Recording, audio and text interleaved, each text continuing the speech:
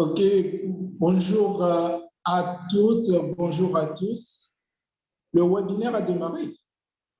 Oui. Ok, bonjour à toutes, bonjour à tous. Soyez les bienvenus à ce webinaire inédit. Merci d'être là. Nous vous souhaitons un webinaire, je dirais, fructueux et riche d'enseignements. Je ne sais pas si Philippe le permet, nous pourrons peut-être déjà commencé. Voilà, je dirais que ce webinaire, c'est le fruit d'une collaboration intéressante entre Imagine Demain, le journal mensuel togolais d'information Imagine Demain, et l'agence française Smart Data Power. C'est le fruit d'une très belle collaboration et d'un travail, je dirais, très intéressant de l'agence Smart Data Power, un travail qui vont vous expliquer pourquoi ce travail, pourquoi cette étude, à quoi sert cette étude et si vous voulez faire partir de ce classement la prochaine fois, qu'est-ce qu'il faut faire. Tous ces sujets seront donc abordés aujourd'hui. Et donc, c'est Smart Data Power et Imagine Demain. Smart Data Power, c'est une société qui est dans la collecte de data et la cartographie d'influenceurs sur l'Afrique et les Africains. Et Philippe va revenir assez longuement là-dessus. Et Imagine Demain, c'est un bimensuel togolais d'information.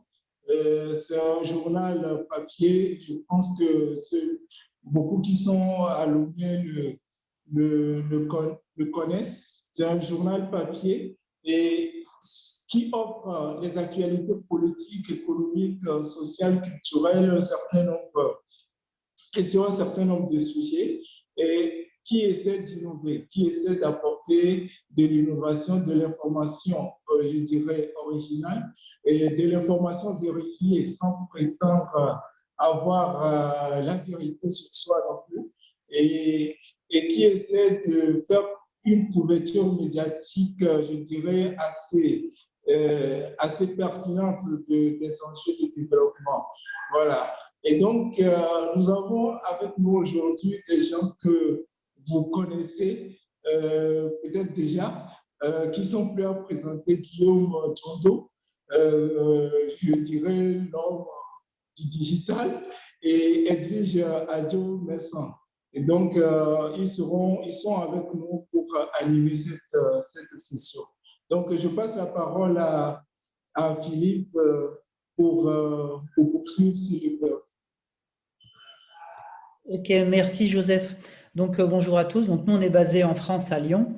On est très content de faire cette étude. C'est la première fois qu'on fait un webinaire sur un classement des top influenceurs d'un pays.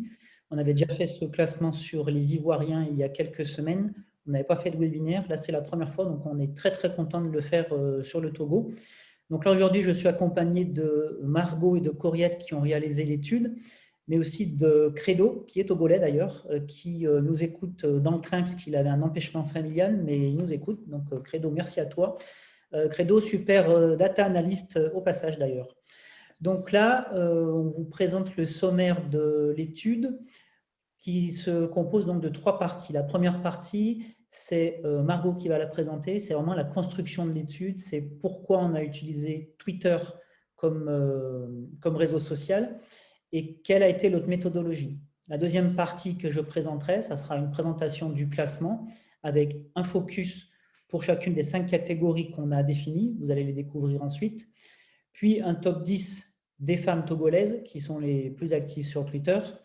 Et on fera ensuite une petite respiration, c'est assez ludique, en vous montrant ce top 100 sous forme d'une cartographie avec une data visualisation interactive. Et enfin, c'est Coriette qui animera la 3e partie sur comment gagner en influence sur Twitter. Donc, on compte bien évidemment sur Edwige et sur Guillaume pour nous couper la parole autant qu'ils le veulent, pour aller vraiment à chaque fois donner leur avis sur tous les classements qu'on va faire et sur leur vision aussi qu'ils ont du Togo et du numérique. Je vais passer la parole à Margot. Donc, moi, je vais couper mon micro et je laisse la parole à Margot. Alors, bonjour à tous et à toutes. Donc déjà, pourquoi est-ce que nous avons réalisé une telle étude sur Twitter? Déjà, pour nous, plus qu'un réseau social, Twitter est avant tout un média social qui ouvre l'accès à ces données de manière légale et donc conforme à la politique RGPD, ce qui est très important. D'autre part, Twitter est aussi une plateforme qui permet à tout le monde de s'exprimer de manière libre, qu'on soit une femme, un homme, une personne physique, une personne morale, un patron, un salarié. En d'autres termes, Twitter est le réseau le plus intéressant à analyser de par l'accès à ces données et également par la liberté de parole qu'il donne à ses usagers.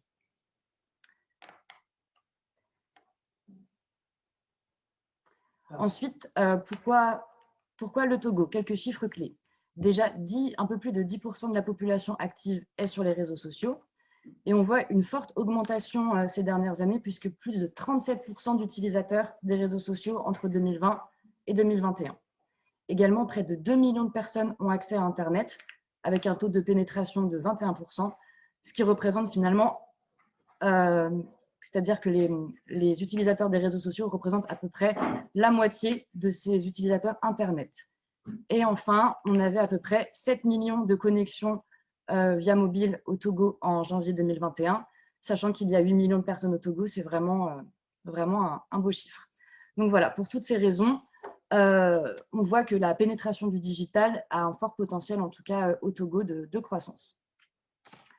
Ensuite, en termes méthodologiques, comment est-ce que nous avons construit cette étude? Le top 100 que nous présentons aujourd'hui est basé exclusivement déjà sur des comptes qui sont géolocalisés au Togo, de par leur biographie Twitter, qu'il s'agisse de personnes physiques ou de personnes morales. Ensuite de ça, nous avons pris soin de ne sélectionner aucun compte qui ait une activité suspecte, donc c'est-à-dire des robots, des comptes qui auraient fait des achats d'abonnés, des faux comptes, etc. Et enfin, nous n'avons gardé dans notre classement que des comptes qui ont un score d'influence d'au moins 60 sur 100. Alors, qu'est-ce que ce score d'influence? L'influence, on va dire, est une notion plutôt subjective qui va relever de l'appréciation de chacun. Et c'est d'ailleurs pour ça que nous avons voulu que Guillaume et Edwige soient présents avec nous aujourd'hui pour discuter de leur propre notion de l'influence et comment est-ce qu'ils s'en emparent sur Twitter. Mais puisqu'il faut bien quantifier le sujet quand on parle d'un classement, nous avons choisi d'élaborer notre propre définition de l'influence grâce aux data. Et ce scoring d'influence est donc un savant mélange entre différents critères.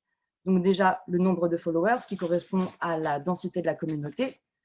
Également, la date du dernier tweet ou retweet effectué, c'est-à-dire est-ce que le compte a une utilisation récente de Twitter. Également, la moyenne mensuelle de tweets et retweets, c'est-à-dire la notion d'activité, si le compte a une activité régulière sur ce réseau. La moyenne mensuelle d'acquisition de followers, c'est-à-dire est-ce qu'il faut que le compte soit en croissance et pas en stagnation. Et enfin, le follow ratio, c'est-à-dire la différence entre les followers et les followings, qui correspond donc du coup au taux d'attraction du compte. Donc, vous l'aurez compris, juste avant de passer à la deuxième partie, pour nous, l'influence ne se résume pas seulement au nombre de followers, mais comprend également une multiplicité d'autres critères. Et c'est comme ça que nous allons voir, du coup, dans cette deuxième partie, les 100 comptes que nous avons sélectionnés comme les plus influents au Togo. Merci.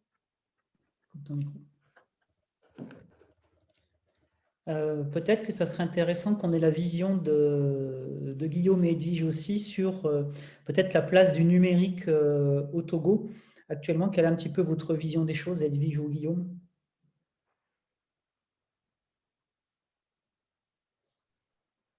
Merci Philippe. Très belle présentation, Margot. Aujourd'hui, le numérique a tendance à être de plus en plus exploité au Togo parce qu'il y a un taux de pénétration assez considérable dû à la politique de modernisation qui est en cours et également à une politique qui permet de faciliter l'accès à Internet. Donc, au niveau des opérateurs, il y a quelques années, ce n'était pas possible d'avoir une ligne dédiée avec un abonnement mensuel qui ne coûte pas grand-chose. Mais aujourd'hui, presque tous les ménages à Lomé, comme dans quelques villes à l'intérieur du pays, arrivent à avoir un abonnement Canal Box ou Togo Télécom, arrivent à se connecter. Et donc, l'utilisation qu'ils faisaient au quotidien avec le numérique qui était limité ne l'est plus. Donc, puisque en étant en ligne illimité, c'est plus facile de traîner sur YouTube, par exemple, ou de traîner sur Facebook et en même temps simultanément sur Twitter. Ce qui n'était pas le cas avant parce qu'on était dans un régime data sur téléphone mobile et donc la consommation qu'on faisait de la data était beaucoup plus contrôlée. Aujourd'hui, ça l'est moins parce que les data ne coûtent plus vraiment grand-chose et euh, l'évolution vers l'illimité, les lignes dédiées à la maison ou au service permet de faire tout ce qu'on veut en général. Et ça, vous avez noté cette évolution il y a combien de temps à peu près? Bientôt 4 ans, 3-4 ans, disons surtout fin 2016, début d'année 2017. Il y a eu cette démocratisation au niveau des opérateurs mobiles, cette facilité à aller faire une demande et à avoir une ligne chez soi à la maison.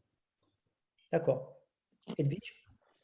Oui, ben moi, je vais compléter en fait en disant qu'il y a aussi l'intérêt de la communauté elle-même qui a grandi. Il y a de plus en plus de jeunes qui sont très intéressés par le digital, qui sont très curieux, qui ont envie de découvrir le monde, qui ont envie d'avoir accès à des connaissances qui ne sont pas forcément disponibles en présentiel. Et ils ont envie aussi de faire accroître en fait leurs compétences et de découvrir d'autres aspects, des choses qu'ils entendent venant d'ailleurs et qu'ils ne voient pas tous les jours. Donc, oui, ça fait que Internet est devenu un outil plus, que je vais dire, indispensable, en fait, pour le citoyen, pour le jeune, pour chaque personne, en fait, qui a envie d'aller au-delà du système classique pour s'ouvrir au monde, pour apprendre, pour découvrir. Donc, ce qui fait qu'aujourd'hui, on a une panoplie de jeunes qui s'intéressent à de nouveaux métiers, qui prennent des initiatives et qui utilisent l'outil Internet pour faire la différence dans leur communauté, pour faire la différence dans leur vie de tous les jours. D'accord, merci pour ces éclairages. On va passer donc à la deuxième partie qui est la présentation du classement. Pardon, il faut que j'appuie sur la bonne touche. Voilà. Là, en fait, nous, on a segmenté les 100 comptes Twitter les plus influents, donc que ce soit des institutions, des personnes morales comme des personnes physiques, en 5 catégories. Joseph, je vous laisse vous les présenter. Votre micro. Oui. Le classement a été segmenté en 5 catégories. Il y a la catégorie des journalistes, médias, blogueurs, la catégorie des institutions, ministères, associations, organisations non gouvernementales, la catégorie des personnalités publiques, celle de la communication et du marketing et celle de la société civile et des entreprises. Voilà donc les 5 catégories dans lesquelles nous avons reparti les 100 personnes, les 100 comptes. D'accord. Sachant que comme tout classement, il y avait des arbitrages à faire et certaines personnes, des fois, étaient un petit peu à cheval sur 2 catégories. Donc, on a arbitrairement, certaines fois, mis des comptes dans certaines catégories. Donc, le premier renseignement qu'on peut tirer, c'est donc, on a fait d'abord un classement des 10 premiers comptes, tous secteurs confondus. Donc, qui vont là de 1 à 10, c'est facile. Pour voir donc le premier compte. Alors, encore une fois, ce n'est pas forcément le compte qui a le plus de followers, c'est le compte qui a le meilleur score d'influence, tel que Margot l'a présenté tout à l'heure.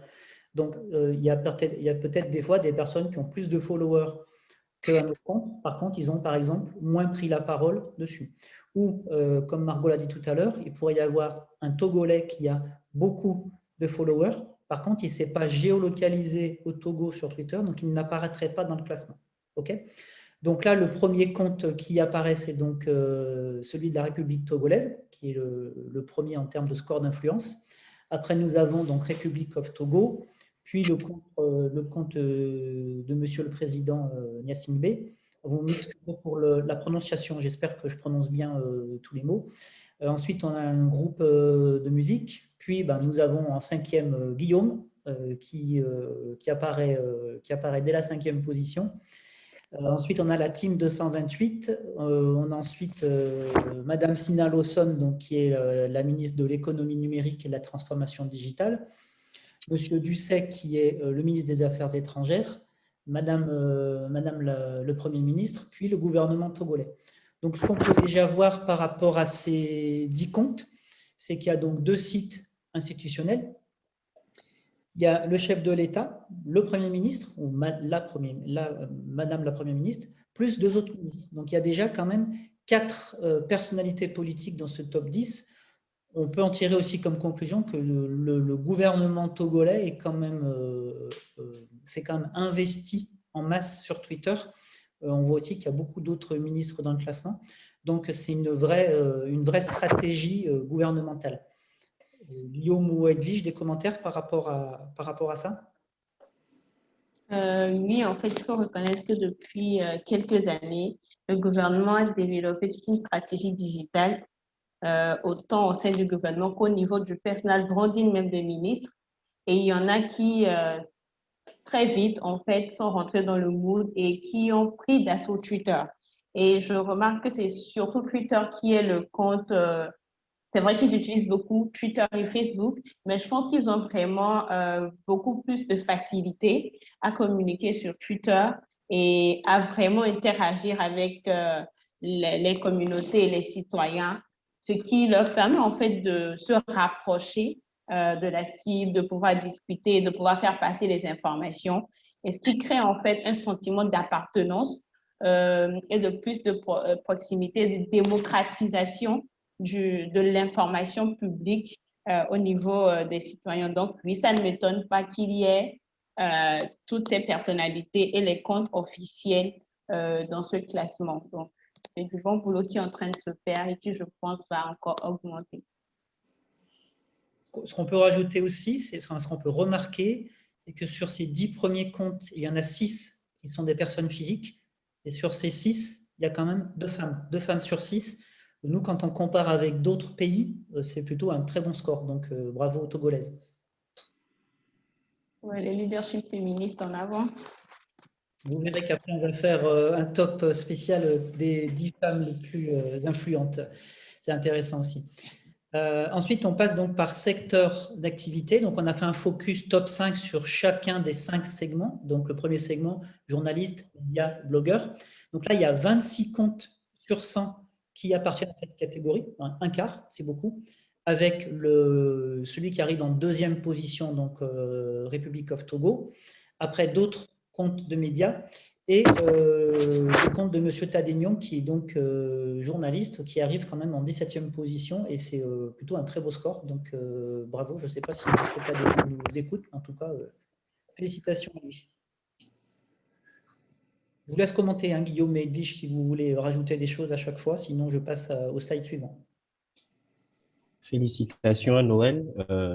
C'est, disons, l'un des aînés qui nous a fait aimer la fibre numérique parce qu'il travaille avec plusieurs réseaux sociaux depuis plusieurs années. Moi, comme je le lui dis souvent, je l'ai découvert sur LinkedIn. On a échangé et après, il y avait Google Plus à l'époque qui permettait d'avoir une interaction avec les gens ou les personnalités. Donc, à l'époque, c'était beaucoup plus sur Google Plus que lui et moi, sur Google Plus que lui et moi, on écrivait. Et donc, ça ne me surprend pas de le voir dans ce classement. Et c'est quelqu'un qui est très ouvert, qui, d'une certaine façon, nous a tracé les sillons aujourd'hui.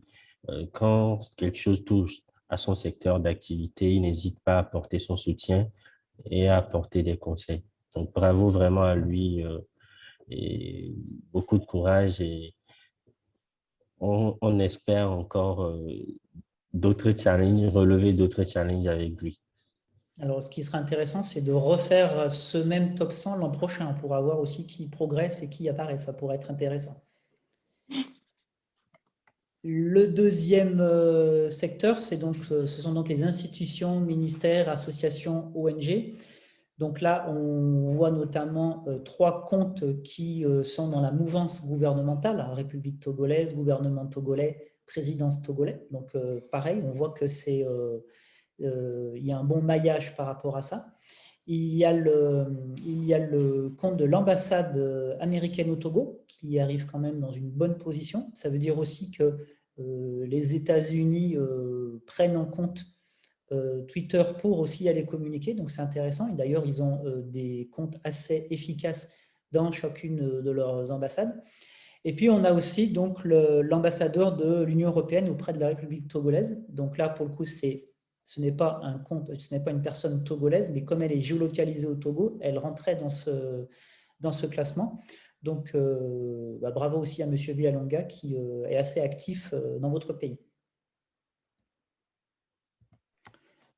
Oui, mais je pense, Philippe, si je peux, mais je remarque quand même qu'il n'y a pas d'ONG, en fait, justement, ici, il n'y a pas d'organisation onusienne, ni, en fait, carrément, on dirait que la société civile ou le secteur humanitaire n'a pas encore vraiment pris d'assaut comme il faut sur Twitter. Je pense que s'il y en a qui sont là, ce serait bien de pouvoir, on verra bien, comme vous l'avez dit, l'année prochaine dans le top 100, s'il y en a qui vont apparaître dans le lot. Mais c'est bien, félicitations. On a fait un extrait effectivement de top 5 à chaque fois. Il faudrait effectivement regarder un peu plus dans le classement. Et il y en a, me dit Courriette, qui sont dans ce classement. C'est juste qu'elles ne sont pas dans les 5 premières de leur catégorie.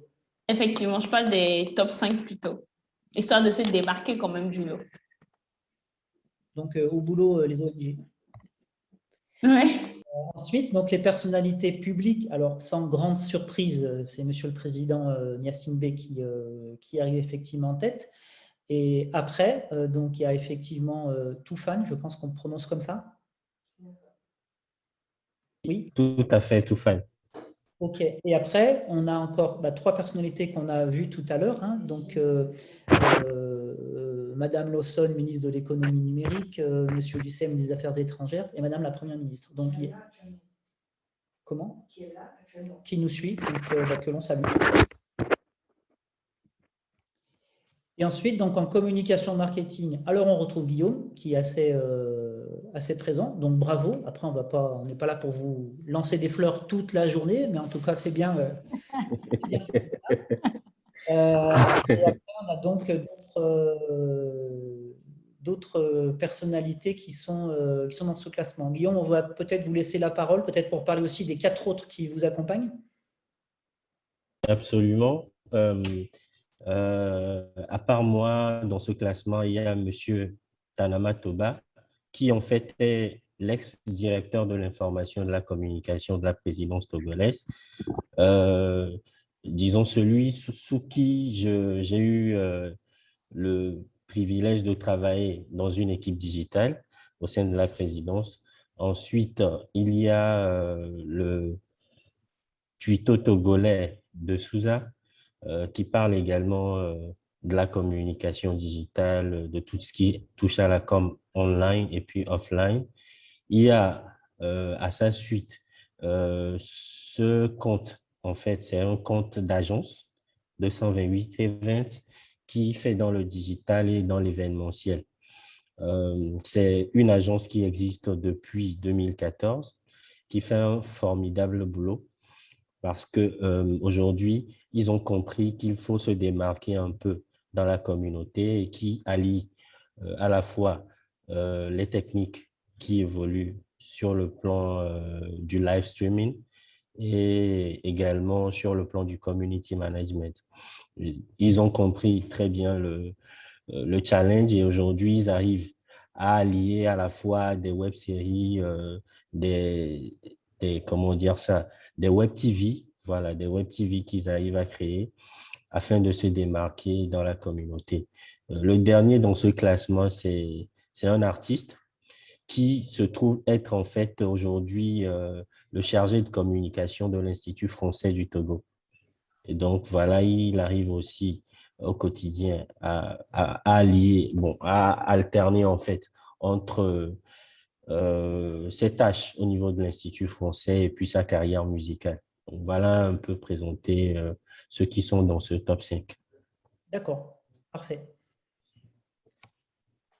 Et donc, le top 5 de la société civile et entreprises, où là, on va retrouver 3 entreprises, notamment 2 banques. Alors, le groupe Ecobank banque panafricaine qui est présente dans 35 pays africains, si mes sources sont bonnes.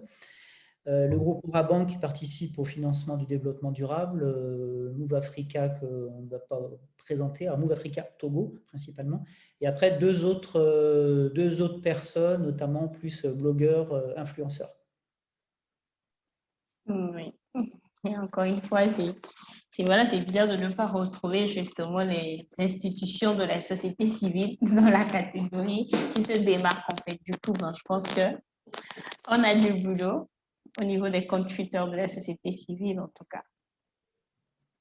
Alors, ce qui serait intéressant, c'est après de faire des comparatifs avec les pays voisins, Côte d'Ivoire, Bénin, ou même pour voir un petit peu comment, si on faisait ces classements, faire des comparatifs pour voir effectivement, que ce soit dans les entreprises, dans les ONG, dans les personnalités politiques, comment est-ce que ça se répartit. Vous verrez après que dans ce qu'on va vous montrer tout à l'heure, dans 3 minutes, dans la data visualisation, c'est intéressant de voir un petit peu comment tout ça se répartit. Il y a apparemment M. Tadé qui pourrait intervenir. Oui, alors il faut lui laisser la parole. M. Tadénion voudrait intervenir, donc parfait, il est là. C'est super de la voir, grand frère. Je lui ai normalement donné la main. M. Tadénion, vous avez la main a priori. Bonjour. Je crois qu'il a son micro inactif. Monsieur Tadénion, est-ce que vous pouvez activer votre micro, s'il vous plaît? Il y a un souci de son. Est-ce que vous pouvez écrire votre recommandation, question? Il a dit OK. Donc, on continue et relance après quand le souci sera réglé. OK. Vous entendez bien Courriette quand elle parle? Tu parles plus fort, Courriette, je pense. Il a dit qu'il entend bien. OK. Alors ensuite, on va faire donc un focus sur les Togolaises. Là, pareil, bravo, puisqu'il y a 20 femmes qui sont présentes dans le top 100. Donc, si je sais bien compter, 20%, c'est facile. C'est un beau score. C'est même un très beau score. Et là, donc, on a mis les 10 premières femmes. Peut-être, Edwige, on peut vous laisser les présenter? Oui, déjà, on a en première position la ministre de l'économie numérique, Madame Sina Lawson. Ensuite, la PM, Madame Victoire Degbay, et Madame Yawa Kuigan, qui est la mairesse de la ville d'Atakpamé. Ensuite, nous avons Madame Mazama Isso ici, qui est ministre auprès du PR au niveau de l'inclusion financière. Et Matt Montfaré, qui est journaliste, activiste aussi, féministe. C'est des femmes qui sont assez actives, il faut l'avouer. Et puis, il y a moi. Merci. Ensuite, Madame Sandra Johnson, aussi, qui est ministre secrétaire générale auprès de la présidence, la présidente de l'Assemblée nationale, Madame Chantal Yawa-Tchegan. Je vais vous présenter donc la data. Oui, très bien, je te suis, Philippe. Voilà. C'est une autre manière de cartographier les 100 personnes, c'est-à-dire ça s'appelle une data visualisation interactive. Ici, nous avons donc cartographié toutes les personnes en fonction des cibles qu'on a vues tout à l'heure, en fonction des critères, c'est-à-dire vous avez les journalistes, à chaque, d'ailleurs on arrive sur M. Tadénion, voilà, donc à chaque rang correspond un compte Twitter. On peut rajouter des catégories, exemple j'ai rajouté les institutions, j'ai rajouté les métiers, les personnalités publiques ou la société civile. Donc, toutes ces personnes sont triées en fonction de différents critères. On peut les trier par score d'influence, comme vous l'avez vu ici. On pourrait les trier par nombre de followers, ou on pourrait les trier, par exemple, par donc ratio follower-following, ou ceux qui prennent le plus de paroles, par exemple, mensuels de tweet et de retweet. Donc ça, c'est intéressant parce que ça nous permet de faire des tris et ça pourrait vous permettre donc de sélectionner certaines catégories ou d'autres. Si je prends un exemple, par exemple d'une personne, j'ai pris Edwige, mais ça pourrait décidément, ou ça pourrait être une autre personne, et là, Guillaume, voilà. On va prendre une personne, voilà, et cette personne, on peut donc aller la taguer. Donc ça, c'est un vrai outil de travail. Je peux aller la taguer, par exemple, je peux dire, cette personne, je vais l'inviter à une conférence presse, ou je vais la donner au service affaires publiques pour qu'il puisse la contacter, ou je vais la donner à un collaborateur, ou je vais en faire je vais dire que c'est mon cœur de cible pour de la prospection, ou je vais la taguer comme speaker. Donc là, par exemple, cette personne, on l'a pris comme ambassadeur de marque. Ensuite, quand on va dans nos favoris, on a l'intégralité des personnes que l'on a taguées. On peut aller dire, par exemple, je ne vais prendre que ceux qu'on a pris pour les conférences de presse. Je vais prendre ces personnes et ce seront ces personnes-là que je vais inviter en conférence de presse. Vous pourrez ensuite télécharger cette liste pour la donner à une autre personne de votre service. Et à tout moment, vous pouvez aller exporter votre fichier en CSV pour intégrer dans votre CRM. Donc, c'est un vrai outil intéressant qui est un vrai complément à la cartographie ou au classement qu'on est en train de vous présenter. Donc, j'arrête le partage et je vais revenir en espérant que ça ira sur le fichier de tout à l'heure.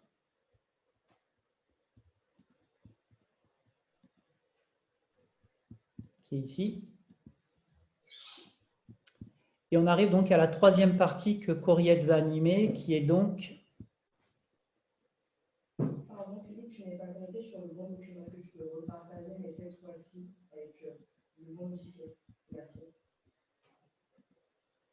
Je crois que je l'ai fermé tout à l'heure. Non, je vais laisser comme ça. Je vais vous laisser comme ça, on aura peut-être moins de problèmes. Donc là, c'est Coriette qui va vous présenter donc, cette partie, comment gagner en influence. Je vais couper mon micro et je laisse la parole à Coriette. Alors, encore une fois, bonjour à tous. Cette fois-ci, c'est bien pour un débat entre moi, Coriette, Guillaume et justement Edwige. Donc, la première question, c'est Guillaume et Edwige, pour vous, qu'est-ce que l'influence? Alors, l'influence, pour moi, c'est l'impact. Contrairement à ce que beaucoup de personnes diraient en parlant de followers, en parlant de notoriété et tout, pour moi, l'influence, c'est l'impact. Une personne influente, c'est une personne qui a de l'impact dans la vie de quelqu'un, dans la vie de plusieurs personnes. Une personne dont la voix porte, qui peut porter une cause, qui peut défendre une cause, qui peut mobiliser des gens. Et pour moi, c'est réellement ça. Moi, quand je pense influence, je pense réellement impact. Ça va le faire. Donc, Guillaume, et pour vous, du coup? Pour moi, l'influence se résume à trois facteurs: la visibilité, l'engagement et puis l'interaction, c'est-à-dire la conversation. Pour se retrouver dans ces trois catégories, il faut absolument être un créateur de contenu, un contenu qui intéresse une communauté qu'on fidélise. Donc, pour moi, voilà à quoi se résume l'influence. Ça rentre bien évidemment dans la droite ligne de ce que vient de dire Edwige. Quand vous avez une communauté qui est fidélisée, ça voudrait dire que vous avez de l'impact sur eux. C'est pour ça qu'ils vous sont restés fidèles. Et ça vous permettra de temps à autre d'échanger avec eux, de leur faire des recommandations et même dans le sens contraire, recevoir des recommandations d'eux. Voilà à quoi se résume l'influence. Et est-ce que vous pensez qu'il y a justement un lien entre l'influence et le lobbying en fait en soi, aussi bien sur les réseaux sociaux que dans la vie? Clairement, pour moi, oui. Parce que… OK, bon, pour moi, oui, parce que quand une personne est influente, et comme Guillaume l'a dit, c'est que vous avez une communauté, vous avez des gens avec lesquels vous interagissez, à qui vous envoyez des informations et qui, par moment, vous envoient aussi des informations. Et selon, en fait, la catégorie dans laquelle vous vous retrouvez, soit en tant que personnalité publique, en tant qu'homme de médias, en tant qu'institution, en tant qu'activiste, c'est à vous de savoir, en fait, l'information que vous avez à votre niveau. Est-ce que vous pouvez faire du lobbying avec ou est-ce que vous avez vous-même la capacité de faire un lobbying ou bien de mobiliser d'autres personnes, d'autres ressources pour ce lobbying-là? Donc, oui, ça va te permettre. Très, très belle précision, Edwige.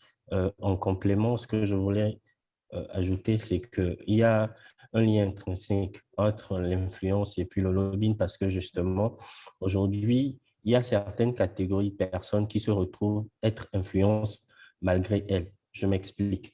Aujourd'hui, quand on parle d'influenceurs, on a 4 catégories. Il y a les célébrités, c'est-à-dire les stars. Il y a ensuite les macro-influenceurs, des gens qui ont plus de 100 000 followers, qui ont un impact considérable. Ensuite, il y a les micro-influenceurs, des gens qui ont entre 5 000 et 100 000 followers. Et il y a les nano-influenceurs. Les nano-influenceurs qui ont entre 0 et 5 000 followers. Ces 4 catégories, en fait, se démarquent par une chose, par la visibilité, l'engagement et ensuite l'interaction. Quand je catégorise très rapidement, les All-Stars, par exemple, au niveau de la visibilité, sur une échelle de 0 à 4, ils ont 4 sur 4. Au niveau de l'engagement, ils ont 2. Au niveau de l'interaction, ils ont 1. C'est-à-dire que c'est des gens qui prennent parole à de rares occasions. Ils n'ont pas véritablement une interaction avec leur communauté. Les macro-influenceurs, c'est des gens au niveau du score de la visibilité qui ont 3 sur 4. Au niveau de l'engagement, qui ont 2. Au niveau de l'interaction, qui ont 2. C'est-à-dire que c'est des gens qui, à des occasions données, et peut-être de façon régulière, publient et créent de l'interaction avec leur communauté. Pareil pour les micro-influenceurs. Et ce qui est surprenant, ce sont les nano-influenceurs. Les nano-influenceurs, au niveau de la visibilité, ils ont 1 sur 4, mais au niveau de l'engagement et de l'interaction, ils ont 4 sur 4. C'est-à-dire que c'est des gens qui arrivent à véritablement impacter leur communauté, mais qui ne sont pas très visibles en raison du fait qu'ils n'ont pas un grand nombre de followers. C'est-à-dire que les contenus qu'ils publient ne font pas véritablement tache d'huile, mais ont quand même une communauté fidélisée qui leur permet au quotidien d'échanger, d'interagir, d'aborder des sujets qui rentrent dans ce qu'on appelle leur centre d'intérêt. Ouais. Voilà un peu en résumé. Donc, tout ça fait qu'on a un lien, surtout au niveau des All-Stars et puis au niveau des macro-influenceurs, un lien directement avec le lobbying. C'est des gens qui ont une grande visibilité, qui ne l'exploitent peut-être pas en ligne parce qu'ils ne créent pas de l'engagement et de l'interaction, mais qui derrière arrivent peut-être avec leur ONG ou leur fondation à aller faire du lobbying, à réceptionner des lots ou à obtenir des financements et à soutenir des initiatives. Parfait. Et du coup, en fait, est-ce que vous avez déjà matérialisé votre influence sur les réseaux sociaux, par exemple grâce à Twitter? Est-ce que vous avez connu une personne à laquelle vous n'aurez pas eu accès forcément s'il n'y avait pas eu Twitter, ou rencontré d'autres homologues? Un exemple, en fait, de comment l'influence on matérialise justement, en fait, avec nous. Oui, bien sûr. Il y a des gens avec qui je n'aurais pas eu d'interaction si je n'étais pas sur Twitter. Des gens beaucoup plus dans l'Afrique de l'Ouest. Je veux parler des voisins du Burkina, du Bénin, de la Côte d'Ivoire.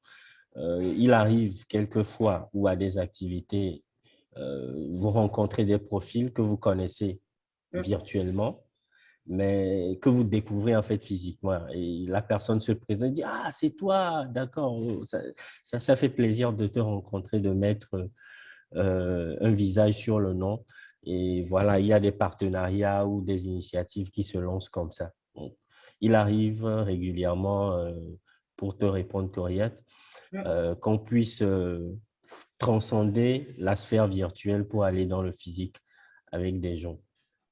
Ça arrive très souvent. Edwige, oui, très souvent. Oui, c'est exactement ce qu'il a dit.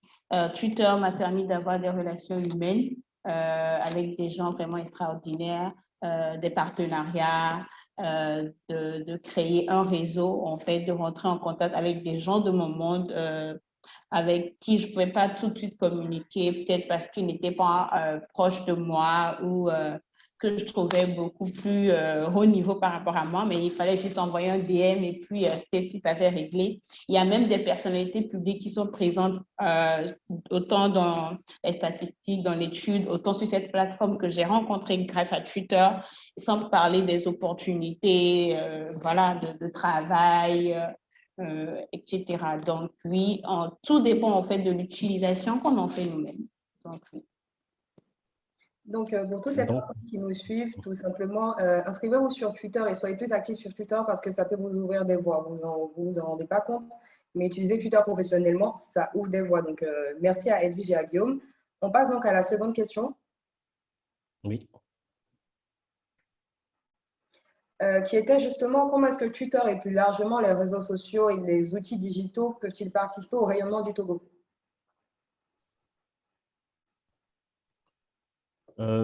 Twitter aujourd'hui est de plus en plus pris d'assaut par les internautes togolais. Ce n'était pas le cas il y a quelques années. Il y a certains tweetos qui sont partis, qui reviennent. Il y a certains qui n'étaient pas là, qui se sont inscrits. Parce qu'aujourd'hui, c'est très facile de faire circuler des initiatives entre nous, de les soutenir. Et comment Twitter et les outils digitaux peuvent contribuer au rayonnement du Togo? Déjà, en faisant distiller les bonnes informations, les trucs et astuces, en facilitant la mise en relation avec des partenaires, des ONG ou des personnalités publiques, et surtout en permettant aux gens de la communauté d'avoir une certaine façon un canal d'écoute. Parce que surtout, Twitter, ça va vite. Sur Twitter, ça va très vite. Un petit truc que vous publiez tout de suite peut avoir une ampleur très grande sans que vous ne le soupçonniez. Et donc, réussir à fédérer autour de Twitter des initiatives locales, des initiatives qui sont à même d'apporter un petit soulagement à des populations dans des communautés reculées, aux gens dans des communautés un peu difficiles d'accès. Voilà un peu comment je pense que les réseaux sociaux peuvent contribuer au rayonnement du Togo. Et Edwige, du coup? Oui, ben, par rapport à tout ce que Guillaume a dit, il faut aussi préciser que Twitter a révélé des talents, par exemple, ou des compétences. Par exemple, quand je vais prendre Mélissa Dobé, qui était dans le top 10 des femmes, elle est dans le domaine de la SSR. C'est une sage-femme qui, aujourd'hui, en fait, a su démocratiser l'information par rapport à tout ce qui est information sur les droits sexuels, sur l'hygiène par rapport à la femme et tout. Et ça, c'est grâce à Twitter et tout le monde aujourd'hui est content de se connecter à son compte. Quand je vais prendre les comptes des hôpitaux et moi, ils ont démocratisé en fait l'information santé. Il y a plein de comptes en fait qu'on a connus, plein de personnes qu'on a découvertes grâce à Twitter. Il y a aussi ce travail-là que fait les ONG ou les institutions onusiennes, les communautés, qu'on découvre plus grâce aux réseaux sociaux et à Twitter, où, par exemple, ils mobilisent des jeunes activistes qui utilisent leurs comptes sociaux pour faire passer des informations, où ils vont sur le terrain avec ces jeunes activistes qui révèlent en fait ce qui se fait sur le terrain, sur les réseaux sociaux. Donc, oui, en fait, ça permet de connaître beaucoup plus le Togo profond, mais aussi ça permet de, aujourd'hui, avec l'institutionnalisation des comptes, ça permet justement de faire connaître au public, aux citoyens, ce que le gouvernement fait de mieux en mieux pour eux, et ça leur permet d'avoir des informations, de pouvoir poser des questions pour mieux comprendre certaines choses. Donc, oui, les réseaux sociaux et Twitter particulièrement permettent en fait une grande ouverture selon les niveaux, selon les catégories de personnes et selon les domaines. Parfait. Et du coup, à la suite, on passe à une petite session en fait pour que vous répondiez toujours aux questions, mais surtout là pour savoir pourquoi est-ce que vous êtes lancé sur Twitter. Moi, je suis arrivé sur Twitter parce que je voulais donner une certaine visibilité à mon blog à l'époque, en 2013. Mhm. J'avais un blog hébergé sur la plateforme Mondoblog de Radio France Internationale.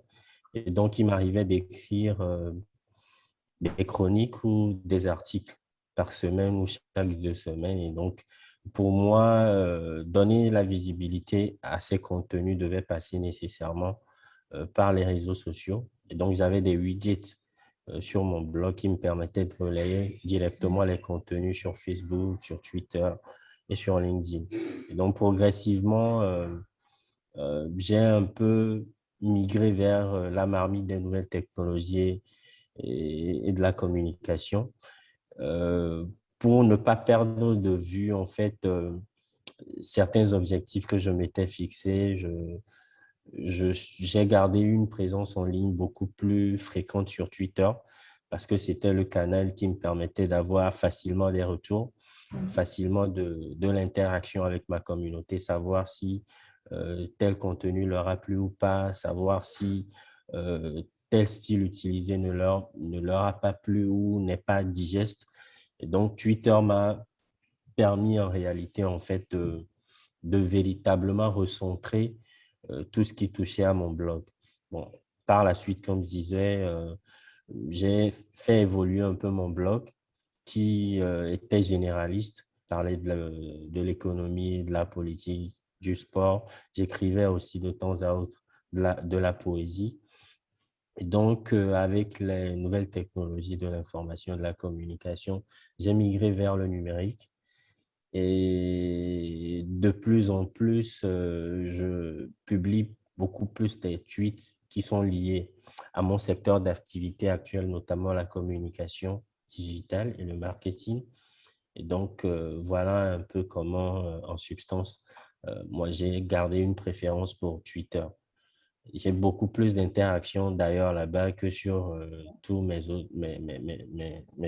autres réseaux sociaux. Donc, vous êtes beaucoup plus accessible, en tout cas, sur Twitter que les autres réseaux sociaux.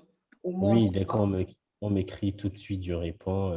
Si je ne réponds pas, c'est peut-être parce que je ne suis pas disponible ou que je ne suis pas connecté euh, sur Twitter. Mais dès que je suis en ligne, j'ai une facilité à répondre aux gens. Il paraît que j'ai le contact facile, donc ça passe très facilement. Et Edwige, du coup, pourquoi est-ce que vous êtes lancée sur Twitter? Bizarrement, c'est la même chose en fait qu'avec Guillaume. Je suis arrivée en 2016 parce que je voulais faire la promotion de mon blog et je commençais à m'intéresser au monde de l'activisme. Donc, ça me permettait de rentrer en contact très facilement, très spontanément avec d'autres personnes qui sont dans le monde de l'activisme et dans d'autres pays pour échanger, pour apprendre.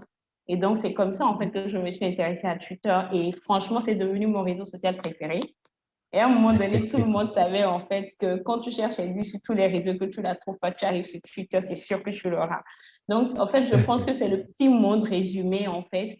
Et Twitter rassemble tout ce qu'on retrouve sur tous les autres réseaux sociaux. C'est-à-dire sur Twitter, il y a opportunité de rencontrer des personnes comme vous pouvez en rencontrer sur LinkedIn pour avoir des opportunités de travail.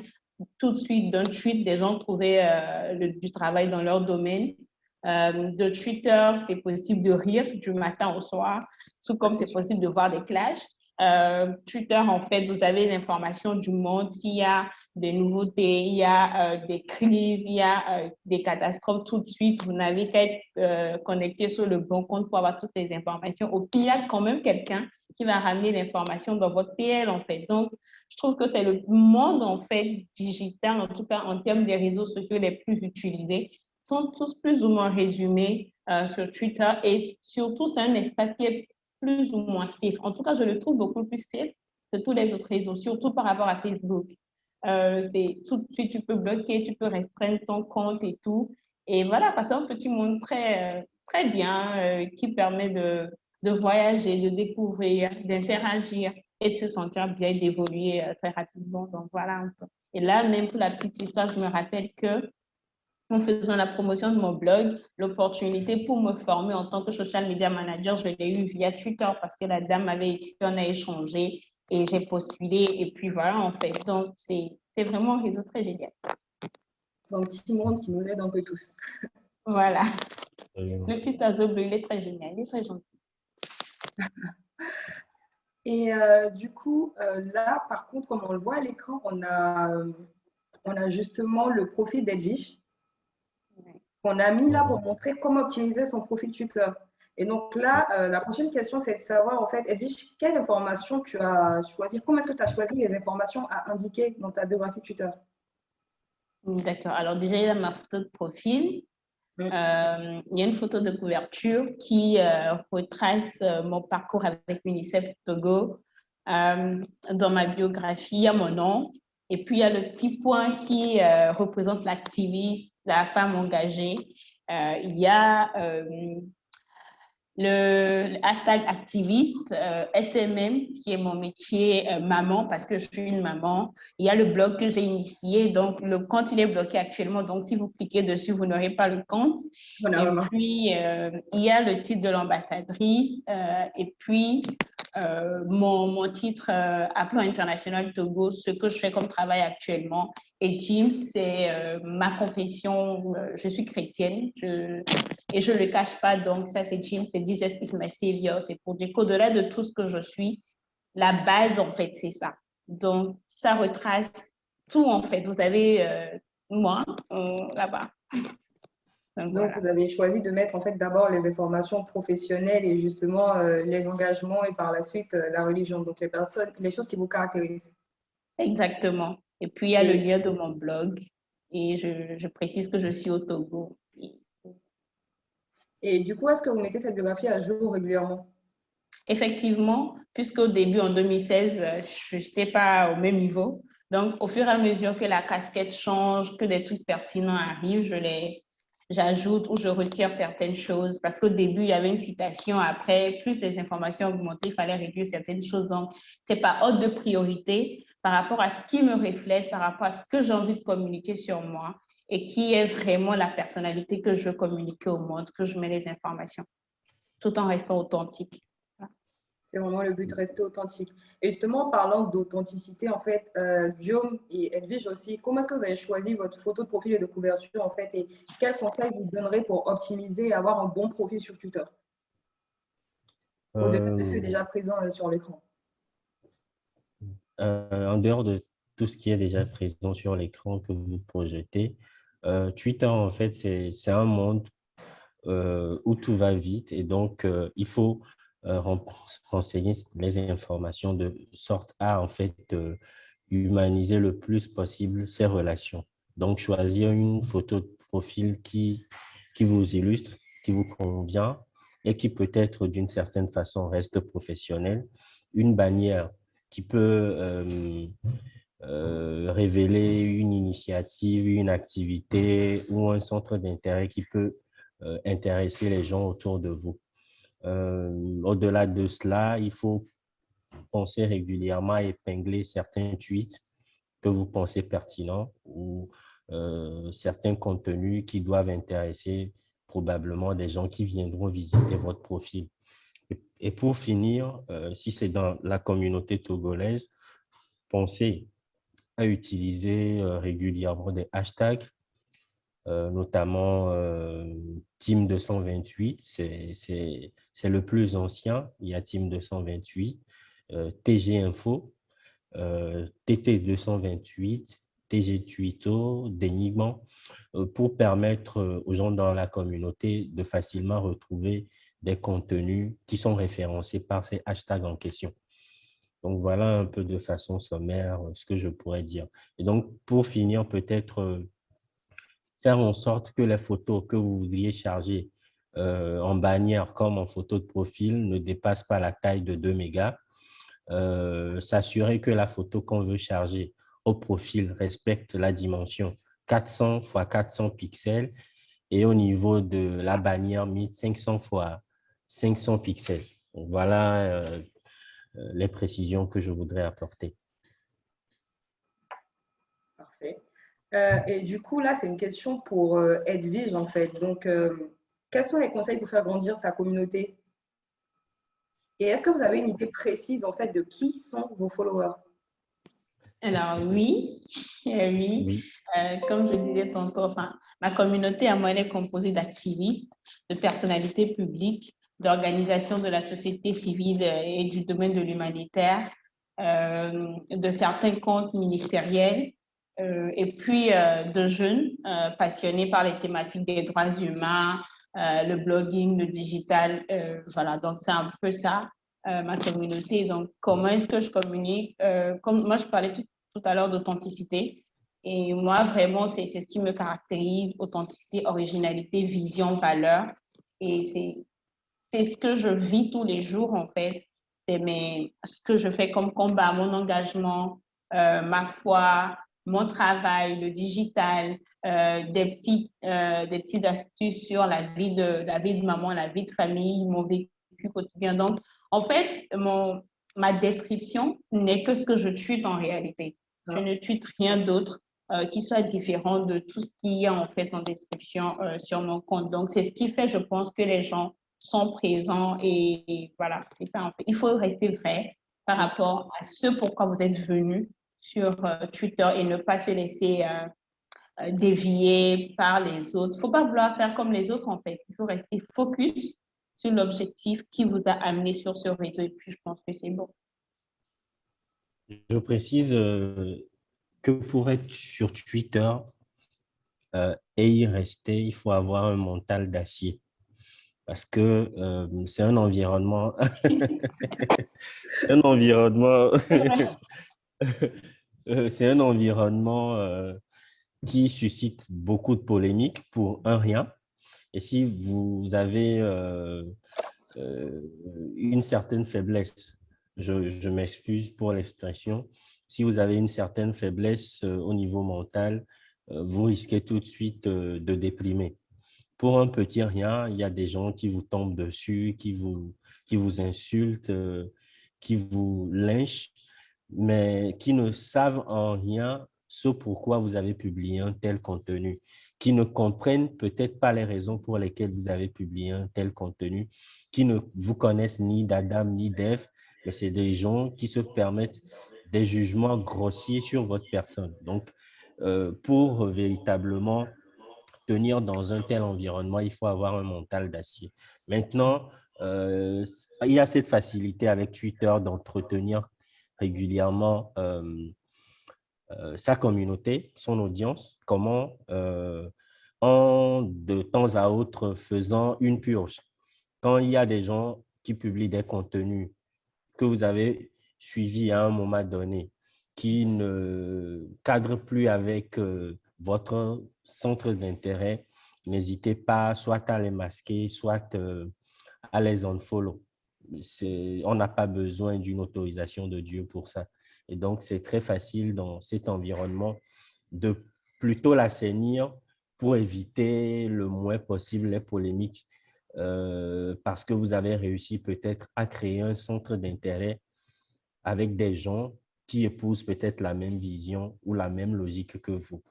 Au-delà de cela, toujours pour faire grandir sa communauté, il y a des comptes qu'on appelle peut-être des comptes clés qu'il faut suivre quand vous voulez peut-être avoir un certain écho dans la communauté ou dans d'autres communautés. C'est des comptes peut-être qui ont un grand nombre de followers, qui rebondissent régulièrement sur l'actualité au quotidien, qui ont un réseau assez large et qui parfois permettent facilement de l'interaction. Quand vous arrivez à avoir des gens comme ça dans votre communauté, ça va de soi que quand vous publiez un truc qui rentre dans leur centre d'intérêt, ils vont retweeter et rendre ça visible auprès de eux, leurs internautes. Donc, voilà un peu la précision que je voulais faire au niveau de la communauté.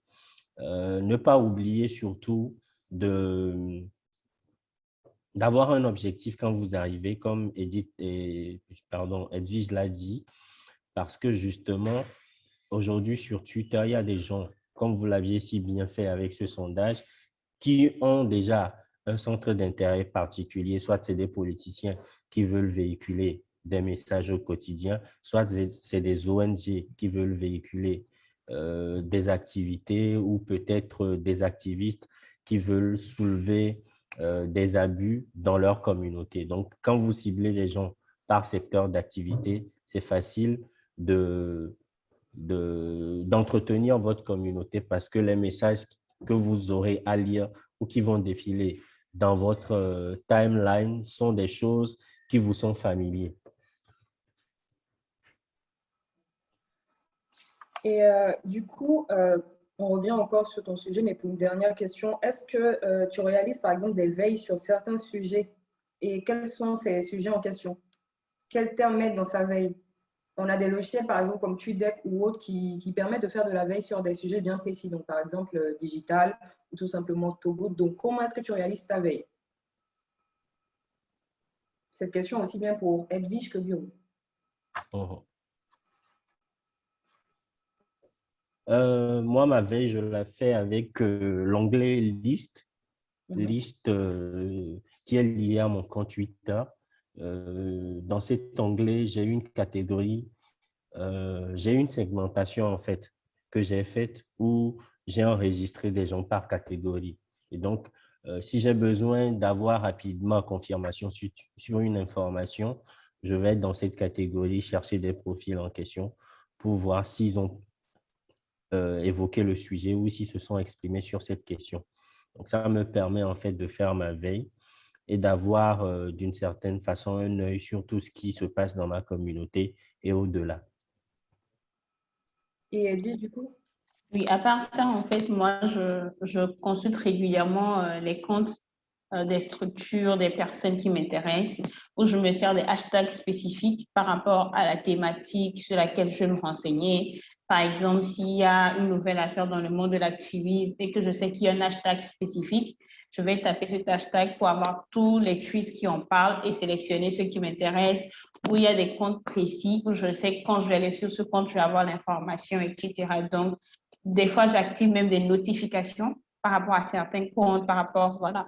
Donc, c'est comme ça que je fais ma veille informationnelle en fait sur Twitter. D'accord, donc pour la veille, on est d'accord que c'est bien soit faire des listes comme vous le faites ou suivre des personnes cibles ou des médias cibles et activer la cloche qui est juste en haut sur Twitter pour justement avoir les informations au quotidien ainsi que les hashtags. Tout à fait. L'usage des hashtags est très recommandé parce que ça permet d'avoir un contenu beaucoup plus large, de savoir si l'information apportée par l'internaute est crédible ou non, de se confronter même parfois à la difficulté de savoir si c'est une polémique qu'il a soulevée, qui en a parlé en premier, etc., etc. De savoir si c'est une fake news et de vérifier et de faire justement du fast-checking surtout. Tout à fait. Le fact-checking par le biais des personnes voilà, que j'ai évoquées tout à l'heure, qui sont dans votre liste et qui sont peut-être des gens d'une certaine façon, guillemets, crédibles lorsqu'elles apportent l'information.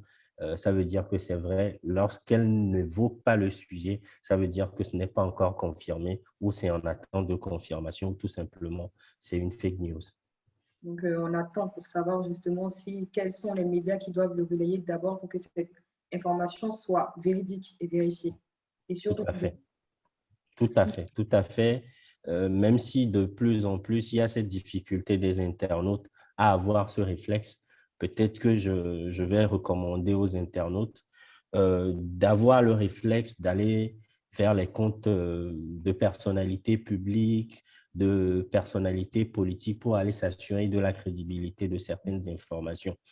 Aujourd'hui, il y a une telle facilité à avoir une interaction avec une personnalité publique ou politique parce que les gens derrière les comptes sont des humains. Pour humaniser leurs relations, ils comprennent qu'il faut avoir de l'interaction, comprendre les besoins formulés par les tweetos ou par les internautes. Et donc, d'une certaine façon, il y a quelques personnes qui se distinguent dans la communauté. Je vais donner l'exemple de la 4e personne dans la liste des top 10 des femmes, Madame Yawa Kuigan. Elle est maire d'Atapamé. Aujourd'hui, elle arrive à rebondir sur des sujets, même si peut-être son grade ou son niveau hiérarchique ne l'autorise pas.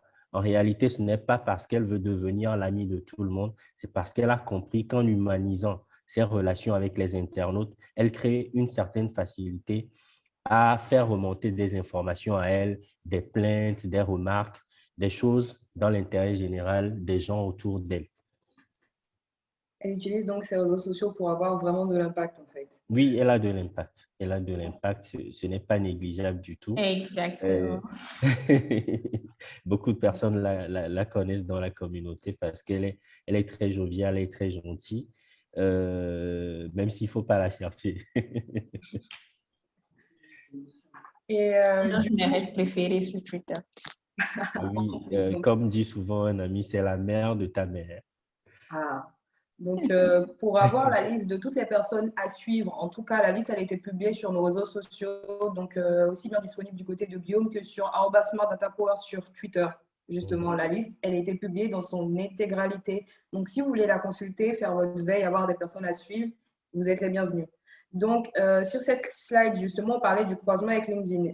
Rapidement, parce qu'on est un peu court sur le temps là, vu que c'est magnifique, la discussion, c'est très intéressant, mais le problème, c'est qu'on prend du temps avec nos internautes, même s'ils nous suivent. Donc, du coup, est-ce que vous croisez parfois avec LinkedIn, en fait, les personnes que vous trouvez sur Twitter? Oui, moi, je le fais. Vous utilisez à peu près de la même manière ou légèrement de la même manière pour convertir ces personnes-là de Twitter à LinkedIn? Oui, en fait, donc selon les profils qui m'intéressent pour agrandir mon carnet d'adresses professionnelles. Donc, quand je discute avec une personne, quand je remarque le profil sur Twitter, je vais checker sur LinkedIn, pardon, et j'envoie une connexion. Du coup, c'est une personne de plus que j'ai dans mon réseau. Et s'il faut discuter avec la personne, on discute. Et il y a des partenariats qui peuvent se créer comme ça, en fait. Mais seulement, je ne fais pas la même utilisation de LinkedIn comme je fais de Twitter. Il y a des informations que je peux mettre sur Twitter que je ne vais pas mettre sur LinkedIn. Par exemple, j'ai dit des fois, je raconte des trucs sur ma vie de maman, etc. Ça, je ne vais pas aller mettre ça sur LinkedIn. Mais par exemple, quand je fais des activités comme celle-ci ou quand je prends part à des activités dans le monde de l'activisme ou en tant que social media manager et tout, là, je peux mettre ça sur LinkedIn parce que sur LinkedIn, le profil que j'ai révélé, c'est l'activiste et la professionnelle en tant que social media manager. Donc, je fais tout pour que mon fil d'actualité reste dans ce registre-là et que les personnes avec qui j'interagis soient aussi de ce registre-là, au-delà des institutions. Donc, voilà. Donc, un peu plus, en Moi, fait, par contre, je suis beaucoup plus rigoureux avec LinkedIn. Il faut dire que je fais un peu plus de souplesse avec Twitter parce que j'ai des fonctions qui m'amènent en fait à chercher à créer de l'interaction, à communiquer avec les internautes, ce qui ne rentre peut-être pas dans la fourchette de ce que je cherche ou de ce que je fais sur LinkedIn. Et donc, sur LinkedIn, moi, je suis un peu plus rigoureux.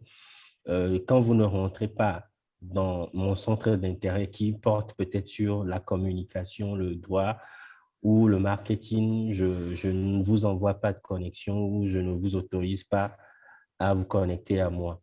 Tout simplement parce que ça me permet de filtrer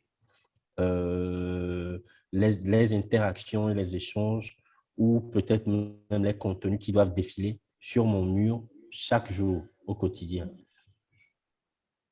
Donc, de garder vraiment du qualitatif, du coup. Oui, gardez surtout du qualitatif parce que si vous ne vous appuyez pas sur des leads qui ont un style assez particulier, ont choisi de se prononcer sur des sujets pertinents ou d'actualité, vous risquez d'avoir un Facebook bis, en fait, d'une certaine façon. Vous risquez d'avoir un Facebook bis où quand vous tombez sur votre mur, vous avez des blagues, vous avez des trucs liés au sexe, à la pornographie, aux violences faites aux hommes ou aux femmes, etc., etc. Donc, LinkedIn, quand j'y vais, c'est que c'est beaucoup plus pour ma profession, beaucoup plus pour le boulot. Twitter, je sais que c'est un peu élitiste, mais avec une certaine souplesse. Facebook, bon, j'y vais de temps en temps quand peut-être je dois faire une recherche, faire de la veille ou me prononcer sur un sujet. Voilà un peu en substance en ce qui concerne LinkedIn. Et petite astuce, en tout cas pour moi, en tout cas sur tous mes réseaux, avant d'accepter une personne, ou même quand je vais moi-même, je m'intéresse à la personne, je vais visiter le profil de la personne d'abord. C'est important pour moi de voir ce que la personne elle-même partage, publie, et si cela cadre avec mes valeurs, mes objectifs, ma ligne éditoriale, d'accord. Mais si cela ne cadre pas, ou si c'est une personne que je vois qui ne publie carrément pas, qui a un compte plus ou moins suspect, là, je supprime soit la demande ou je la laisse là-bas ou je ne touche pas. Donc, c'est vraiment, je prends toujours le temps de faire cette recherche-là, que ce soit sur Twitter, Instagram, LinkedIn ou Facebook, avant d'accepter toute demande ou d'envoyer toute demande à qui que ce soit. D'accord. Et même consulter les personnes en commun, comme Voilà, amis. justement. L'autre astuce, c'est de vérifier qui sont vos amis qui connaissent ces personnes-là avant de les accepter. Parce qu'aujourd'hui, on est en proie à l'usurpation d'identité. Il est facile aujourd'hui de prendre votre nom, de créer des comptes et d'usurper votre identité en, comment dire ça, en récoltant des fonds en votre nom. Donc, pour éviter les arnaques en ligne, il est beaucoup plus indiqué de ne pas accepter des invitations des gens que vous trouvez suspects ou des gens qui créent un second profil, un troisième, etc., etc. Qui n'ont pas de photo de profil, qui n'ont pas de biographie, qui ne suivent personne ou qui suivent juste simplement des personnes qui ne publient rien, les bots, les robots, les faux comptes. Tout à fait, Les tout comptes à à fait. problème. Et c'est quelque chose de plus en plus récurrent parce que les gens ont compris que si vous n'avez pas un profil sur Twitter ou sur Facebook, ils peuvent créer le profil en votre nom, soit parce qu'ils ont entendu parler de vous à la radio, à la télévision, sur un projet ou ont vu un contenu passer portant sur vous. C'est la dynamique aujourd'hui, en fait, avec les arnaqueurs en ligne, c'est d'aller vous chercher d'abord sur Instagram dans des comptes qui, aujourd'hui, en fait, font preuve de boost de façon illégale en recrutant des abonnés, des faux abonnés, en fait, des faux abonnés indiens, pakistanais, chinois, etc. Et quand vous vous retrouvez être peut-être le seul profil crédible, ils considèrent qu'ils peuvent usurper votre nom et l'exploiter sur Facebook ou sur Twitter pour récolter des informations et vous faire du chantage après. Donc, oui, faire vraiment attention à la cybersécurité aussi. Hein. On en a été victime tout de suite d'ailleurs. Je dirais que l'intrus qui s'est d'ailleurs connecté avec mon nom. Donc, j'aimerais bien que mon identité soit respectée. Hein.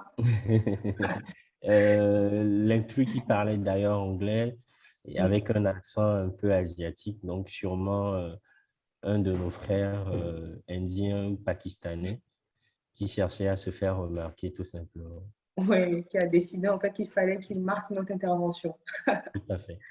Et donc voilà, en fait, merci beaucoup Guillaume et Edwige. C'est là qu'on arrête justement notre débat à nous. Et là, par contre, on laisse la place aux questions. D'abord, on répond aux questions qui étaient d'ailleurs dans les commentaires. Et je laisse la parole à Philippe pour y répondre. Alors, je reprends la parole. Donc oui, effectivement, on a eu une démonstration de street art en ligne, pas terrible. Peut mieux faire. Donc, on peut peut-être laisser la parole à M. Tadénion qui voulait intervenir tout à l'heure. Et on a une personne qui a levé la main qui interviendra après M. Tadénion. Voilà, et avant que M. Tadénion parle, ceux qui veulent accéder à la data visualisation que j'ai présentée tout à l'heure, la cartographie, Coriette va vous mettre dans la discussion le lien et vous nous contactez par mail pour qu'on puisse regarder tout ça. M. Tadénion, vous vouliez intervenir ? Oui, en tout cas, je salue l'initiative et j'aimerais juste ajouter à tout ce qui a été dit parce que Guillaume et Edwige ont dit beaucoup de bonnes choses et c'est juste rappeler que pour moi, disons, un influenceur, c'est tout le monde, quoi. C'est-à-dire qu'à partir du moment où mon enfant peut m'influencer, tout comme je peux l'influencer, et c'est vrai qu'il y a de ces influenceurs avec beaucoup de followers qu'on ne doit pas négliger, mais on ne doit pas non plus négliger l'influence dans les communautés autour de nous, avec nos proches immédiats. Et donc, je m'en arrête là parce que ce que je voulais dire, je crois que ça a été abordé finalement et c'est bon. On peut continuer et laisser les autres aussi s'exprimer. La preuve, Noël, il m'influence beaucoup, énormément. Il nous influence tous. Tous, vraiment. Il n'y a personne dans le digital ici au Togo qui ne m'influence pas. Merci, grand frère, d'avoir été là. J'ai vu passer une question de Jennifer Garba. Donc, Jennifer, je te salue. Tu parlais qu'on ne voyait pas le côté international, c'est parce qu'on a pris des comptes exclusivement domiciliés au Togo. C'est ce qu'on avait dit en tout début d'intervention. Si je me rappelle bien de sa question, c'était parler du compte de Plan International en lui-même. Ah, pardon. Et du coup, Plan International n'y apparaît sûrement pas parce que soit ils n'ont pas leur géolocalisation au Togo, comme on l'a dit au début, Plan International Togo aussi, un compte Twitter, est censé avoir un compte qui a justement sa géolocalisation au Togo et avoir un score d'influence en 60. Donc, il faut respecter tous ces critères pour y apparaître. Donc, s'ils ne sont pas dans la liste des Corinne, si je peux, en fait, là, je vais prendre la casquette de la dame de Plan International Togo. Alors déjà, c'est vrai, en fait, le compte Twitter de Plan International Togo ne précise pas Togo, mais le quartier dans lequel l'organisation se retrouve au Togo, pour faciliter en fait l'identification aux gens directement. Et ensuite, c'est un nouveau compte. Il y avait un ancien, mais celui que les gens connaissent, c'est un tout nouveau compte. Donc, c'est justement pour ça en fait que c'est pas encore dans les... L'année prochaine, on vous donne rendez-vous pour l'année prochaine. D'accord. Mais pour préciser, même si le quartier est mentionné, nous, on le détecte. Ce n'est pas simplement marqué Lomé, Togo, mais vraiment toutes les villes en fait, du Togo, une fois qu'ils sont en Okay. Togo, on les détecte. Donc, sans souci, c'est sûrement parce que c'est un nouveau compte. Mais comme on a des associations aussi bien internationales que nationales qui apparaissent dans le classement, qui a été publié dans son intégralité aussi bien dans Imagine Demain, le journal de Joseph, ici présent, et aussi bien sur notre page en ce moment, qui sera aussi publié en PDF sur notre page LinkedIn. Ok. On a aussi une question de Monsieur Afo ou Madame Afo qui voudrait parler. Donc là, je lui donne la parole. Je suis Nazif Afo, responsable communication district autonome du Grand Lomé. Alors, je tenais à vous féliciter pour cette initiative et saluer au passage nos amis Guillaume et Edwige. Alors, moi, j'ai une petite question par rapport à l'intervention de Guillaume. Je voudrais savoir aujourd'hui comment différencier la parole publique et la parole personnelle d'un individu sur un réseau social comme Twitter. Quand je vois Guillaume tweeter, par exemple, et qui dit quelque chose en tant que community manager de la présidence de la République, est-ce qu'il le dit en tant que Guillaume individu ou est-ce qu'il le dit dans sa posture de communicant au niveau de la présidence? Voilà un peu mon inquiétude. Merci. Merci Nazi pour ta question. Déjà pour te répondre, je ne suis peut-être pas habilité à parler au nom de la présidence sur mon compte personnel, parce que si je crée un compte Guillaume Diondo, ça veut dire que c'est un compte qui est lié à mon identité. Et donc, je ne peux pas, sauf peut-être cas d'extrême urgence ou cas de force majeure, dérober les contenus qui sont indiqués, être portés par le compte de la présidence, être mis sur mon compte personnel. Donc, pour la distinction sur la prise de propos et sur la prise de parole d'une personne ou d'une institution, il faut d'abord se référer au compte institutionnel. quand vous vous référez au compte institutionnel et que vous vous rendez compte que ces institutions n'ont pas de compte, là, peut-être, vous pourriez vous rabattre sur les comptes personnels. Sauf qu'un compte personnel, comme vous le savez, c'est un compte personnel, c'est privé. Ce n'est pas censé porter la parole au nom d'un groupe d'individus ou d'une communauté. C'est pour ça qu'il y a de plus en plus cette indication à créer des comptes institutionnels pour que l'institution, lorsque le besoin se fait sentir, porte la parole elle-même. Donc, la distinction se fait tout de suite quand Guillaume Diondo publie un truc, ce n'est pas au nom de la présidence, c'est en son propre compte. C'est pour ça que quand vous regardez peut-être parfois sur les descriptions de certains tweetos, vous allez tomber sur des détails du genre les tweets sont personnels, mais les retweets ne m'engagent pas, des trucs de ce genre. Donc, c'est pour en fait marquer la différence entre ce qu'ils entrent dans leur responsabilité et ce qui ne l'est pas. La seule chose à dire, c'est encourager de plus en plus les chargés de com, les responsables communication, les institutions à créer leur compte afin de plus en plus prendre la parole pour éviter que des individus ne se prononcent à leur place. Donc, un individu, c'est une personne physique, alors qu'une institution, c'est une personne morale. Donc, la distinction, elle est tout de suite marquée, quoi. Merci Guillaume. Merci beaucoup. Merci Nazif, le plaisir était pour moi. On a une autre question dans les commentaires de Monsieur Konavi Lasmoté. Est-ce que vous voulez poser la question en direct, s'il vous plaît? Monsieur Konavi, vous êtes là? Donc, en fait, il disait, je lis donc sa question là-dedans, il disait qu'il a rappelé quelques parties de nos échanges, donc il posait la question, est-ce qu'on aurait des données concernant les Togolais ne vivant pas au Togo, mais qui publient du contenu relatif? Et est-ce qu'il pourra avoir justement des éléments sur ces données? Est-ce que, par exemple, au niveau de la présidence ou même à notre niveau, est-ce qu'on a des chiffres justement sur la présence togolaise sur les réseaux sociaux à l'étranger? Alors, les chiffres, on ne les a pas forcément. Moi, ce que je peux répondre, c'est que nous sommes capables d'aller détecter, par exemple, la diaspora togolaise, en fait, en allant collecter des informations sur des comptes Twitter qui parlent exclusivement du Togo. Ça pourrait être, par exemple, des comptes qui vont suivre un club de foot, qui vont suivre un journal local, qui vont suivre des comptes qui ne sont pas forcément internationaux.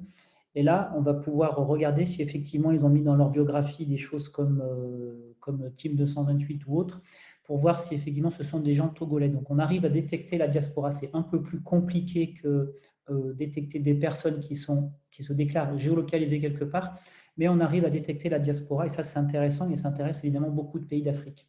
Puisque souvent dans la diaspora, on va trouver des personnes assez influentes.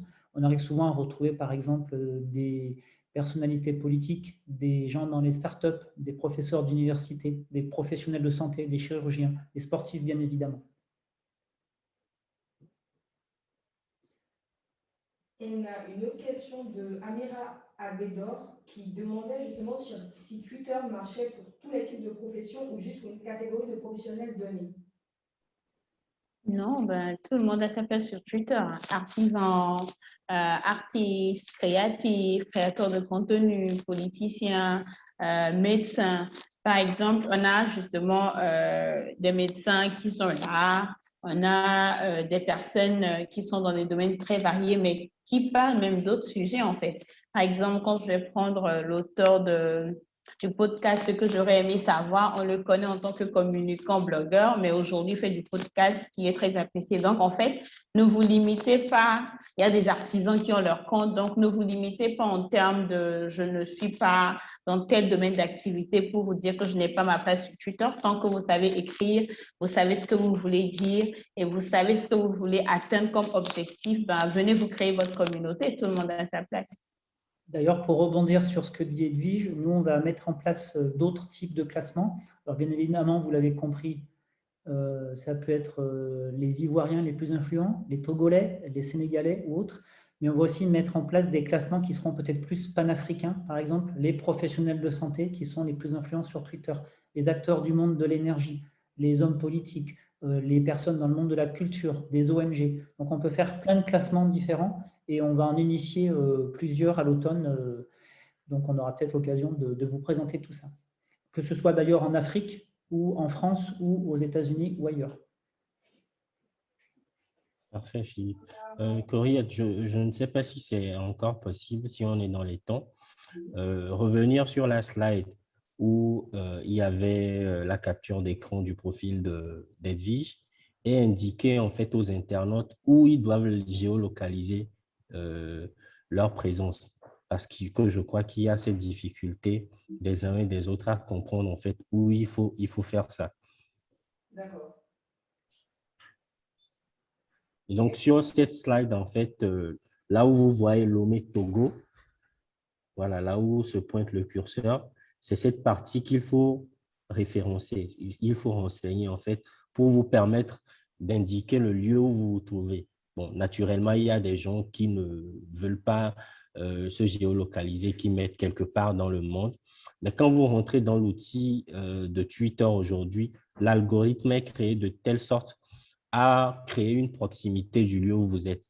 Soit c'est Lomé et Togo, c'était en fait ce qui existait avant, mais depuis quelques années, Twitter a élargi l'algorithme et vous retrouvez facilement dans les suggestions République togolaise.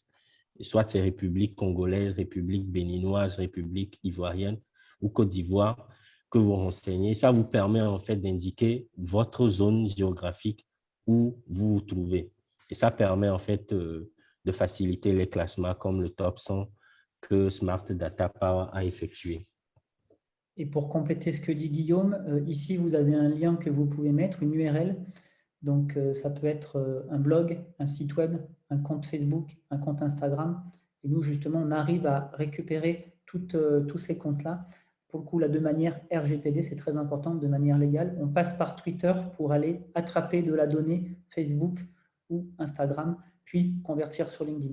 Donc, Twitter est un canal de récupération des informations, même si, certaines fois, on a des clients qui n'ont pas Twitter, mais on va leur collecter des données via Twitter pour ensuite les convertir sur d'autres réseaux sociaux. Alors, si je peux, en fait, je vais revenir sur deux choses. Il y a une chose que j'avais oublié d'aborder, le choix de votre nom d'utilisateur. C'est important. Il faudrait choisir un nom d'utilisateur. Donc, le alt qui est en bas du nom qu'on voit, c'est important de choisir un nom qui reste présent dans les esprits, en fait.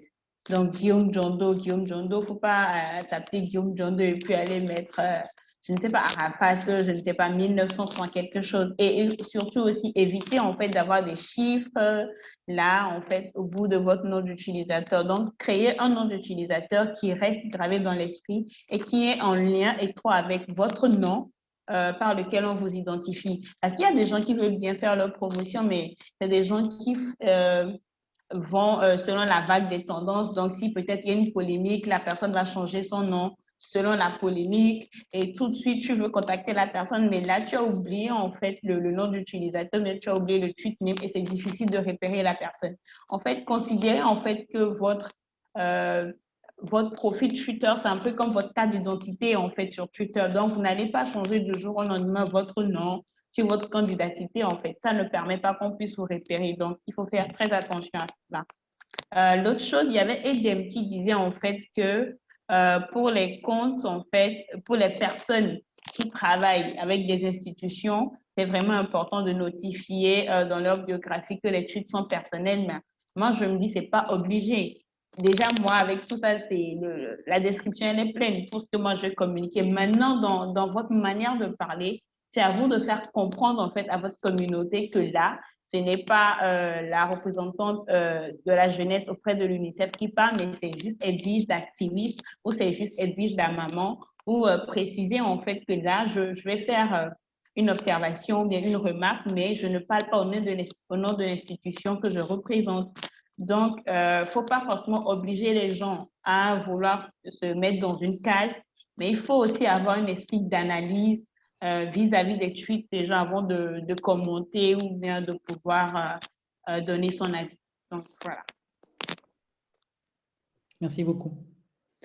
Là, le webinaire touche à sa fin. Joseph, pardon, on a encore des questions. Bah, si on a un petit peu de temps, on peut prendre des questions. Vas-y, parle fort, Courriette. Apparemment, il y a une personne qui ne m'entendait pas. Donc, est-ce que là, vous m'entendez quand je parle?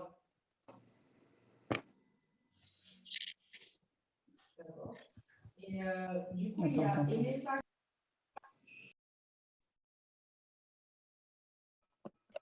Est-ce que c'est mieux là? Vous m'entendez?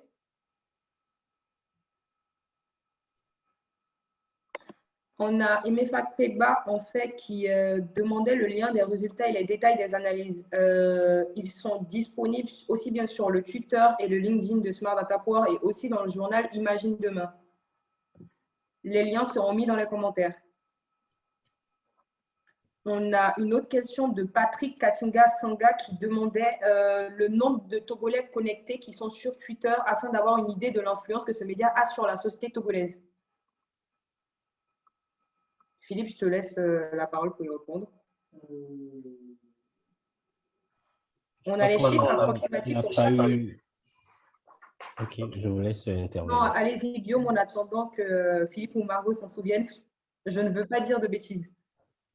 Ce que je voulais préciser, c'est qu'au niveau de la segmentation au début du webinaire, il était précisé qu'il y a aujourd'hui 2 millions d'internautes togolais, c'est-à-dire une moyenne de 2 cas, parce qu'on est aujourd'hui environ 8 millions de Togolais selon les statistiques, les dernières statistiques. Twitter est un peu compliqué parce que justement, le fait que des gens ne mentionnent pas leur localisation ne facilite pas comment dire ça? Voilà, ne permet pas d'avoir la data sur les chiffres véritablement, comment dire ça? Les vrais chiffres des personnes qui y sont. Mais je crois avoir lu dans Hootsuite et puis le journal que j'ai oublié un peu. Et en janvier 2021, je crois qu'ils ont mentionné 752 000 utilisateurs.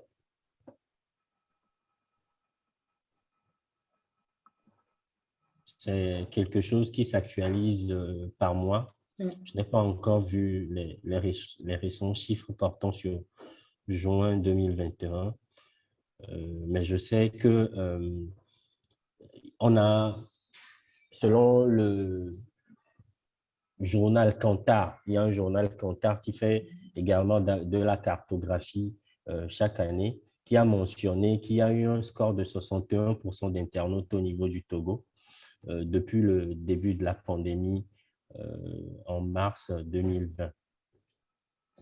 Pour notre part, on a les chiffres précis pour chaque pays, mais vu que là, pour ne pas dire de bêtises, on préfère ne pas les donner et vous donner un faux chiffre, je les publierai dès que je les aurai. Mais on a vraiment les chiffres précis de la présence pour chaque personne.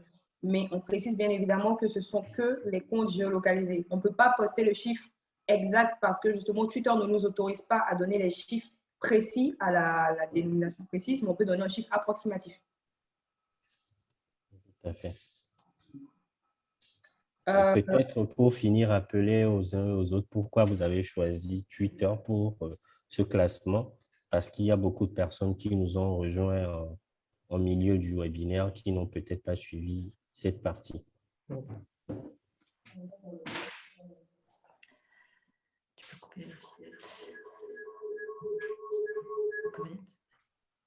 Oui, alors donc, si vous m'entendez bien, pour répondre justement à la question de Guillaume, pourquoi Twitter? En fait, c'est l'API Twitter qui nous permet d'avoir accès à un nombre de données qu'on n'aurait pas sur d'autres réseaux sociaux, comme par exemple Facebook ou encore Instagram, où l'accès aux données est beaucoup plus limité. Et donc, c'est pour ça que Twitter est vraiment un canal d'expression qui est privilégié. En plus de ça, comme on l'avait dit tout à l'heure, il me semble que c'était Edwige, n'importe qui peut s'exprimer sur Twitter. Une femme, un homme, une personne âgée, un jeune, une entreprise, une personne privée. C'est un canal d'expression qui est ouvert à tous et qui permet une très grande expression de la parole. Donc voilà, c'est pour ça qu'on a choisi Twitter pour cette étude, et évidemment de manière RGPD, respectant la protection des données personnelles, évidemment, c'est très important.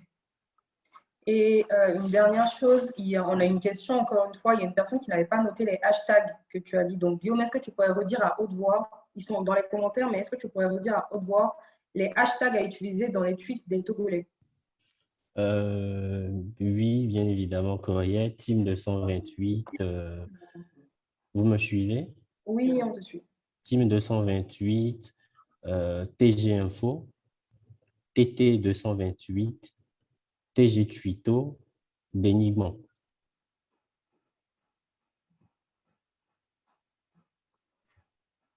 Est-ce que c'est tout bon, monsieur Wessou, pardon, je suis désolée. Je massacre vos noms là aujourd'hui. Donc, c'était la question de Mathias Roger Wessou. Je pense qu'il y avait une personne qui disait en fait comment interagir avec sa communauté parce qu'elle pense qu'elle tweetait des trucs intéressants, mais qu'elle n'avait pas de retweet ou de réaction. Alors bon, des fois sur Twitter, ce qui est intéressant pour vous ne l'est pas pour les autres. Il y a aussi ça. C'est pour ça que Guillaume parlait du fait d'avoir un mental d'acier. Et je pense qu'il y a aussi dans ce sens des fois les horaires en fait de publication. Donc, ça fait qu'il faut en fait chercher sur HotSuite ou d'autres sites les horaires de publication selon votre pays pour savoir en fait parce que des fois l'affluence c'est le fait que les gens ne réagissent pas, c'est juste parce que vous avez publié, tweeté à une horaire où les gens n'étaient pas présents. Et l'autre chose, je pense que c'est intéressant aussi de chercher les hashtags qui cadrent avec la thématique que vous abordez, ce qui va permettre en fait à d'autres personnes qui ont le même centre d'intérêt de pouvoir interagir là-dessus. Et puis, bon, ne vous découragez pas. Au début, c'est toujours comme ça. Et puis, à force d'insister, petit à petit, vous allez avoir des interactions. Et une dernière chose, souvent, il y a des gens, justement, pour avoir de l'interaction, qui taguent beaucoup d'autres personnes. Se disant que oui, si je tag 5, 10 personnes, mais telle personne, ça va créer de l'affluence sur mon tweet et tout. Je vous promets que ça ne marche pas. Au contraire, vous agacez ces personnes. Surtout quand la personne ne se retrouve pas dedans dans votre tweet, ni en termes de valeur objective ou de centre d'intérêt. Tout, vous allez vous retrouver bloqué ou quelqu'un va vous clasher gratuitement. Donc, s'il vous plaît, faites votre tweet. Si c'est son tweet, vous allez faire avant de gagner votre communauté. Ayez de la patience, faites-le et faites quelque chose de qualité, ça va payer. J'ai une dernière chose à ajouter sur ce point avant de passer la parole à Philippe. Il faut se dire aussi que parfois, vous ne suivez pas les bonnes personnes. Si vous suivez que des personnes qui sont intéressées par de l'automobile alors que vous parlez de cuisine, ça ne marchera pas. Donc, essayez de taper justement les mots-clés qui correspondent à vos thématiques, les hashtags et voir justement qui interagit dessus pour les suivre et avoir justement sa communauté de personnes qui sont intéressées par vos sujets. Ça ne marchera pas s'ils ne sont pas concernés. Ça ne servira à rien de les identifier toute la journée. Ils ne relaieront pas. Alors que c'est bien plus facile de relayer des informations quand ils sont concernés. Donc, c'est le meilleur conseil qu'on puisse vous donner, ça plus l'authenticité. Ça ne sert à rien de forcer, d'interagir sur des sujets que vous ne maîtrisez pas. Parlez de ce que vous maîtrisez. C'est ce qui fait de vous ce que vous êtes. Soyez authentique.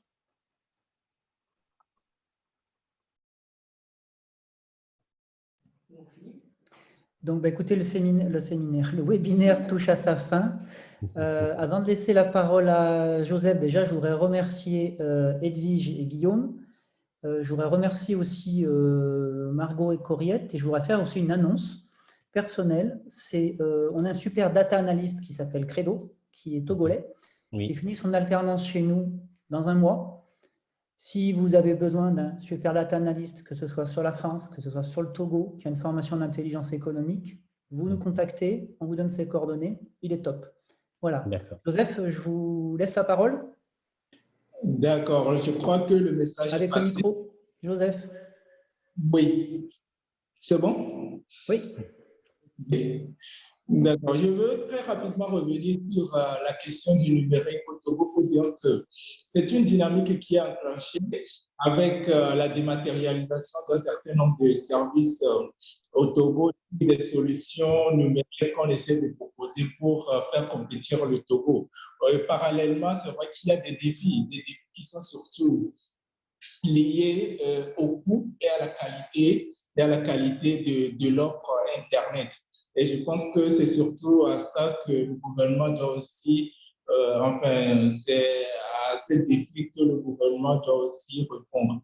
Je voulais juste vous dire que je suis satisfait de cette collaboration. Je vous félicite pour ce travail.